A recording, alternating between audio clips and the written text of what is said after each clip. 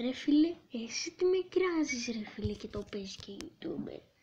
Εγώ τουλάχιστον έχω πολλές γράφες και προβολές. Κοιτάω πόσες προβολές έφτασε στα 200 ευρώ, όχι 200 άρικα.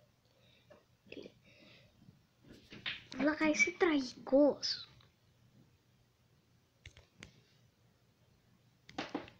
Φίλε, αυτό παίζει σήμερα. Βάζω στοίχημα ότι σήμερα θα έχει φτάσει 1900 προβολές. 1900. Για 2000 δεν ξέρω. Λογικά μέχρι τα γενέθλια του καναλιού μου πώς να σου το πω, θα έχουμε φτάσει. Αυτό πιστεύω.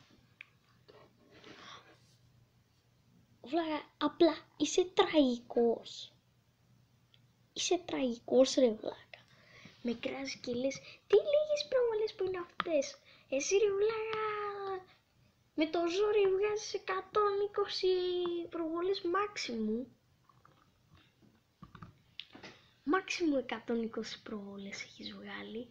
Ενώ από το πιο δημοφιλές βίντεο σου παίζει να έχει 120 προβολές ρε φίλε. Ενώ εμένα το πιο δημοφιλές έχει τόσες. Κοίτα εδώ ρε βλάκα.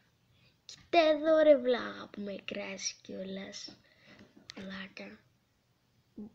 Συγγνώμη, αυτό ήταν το βίντεο. Αν σ' άρεσε κάνε like και τα λέμε.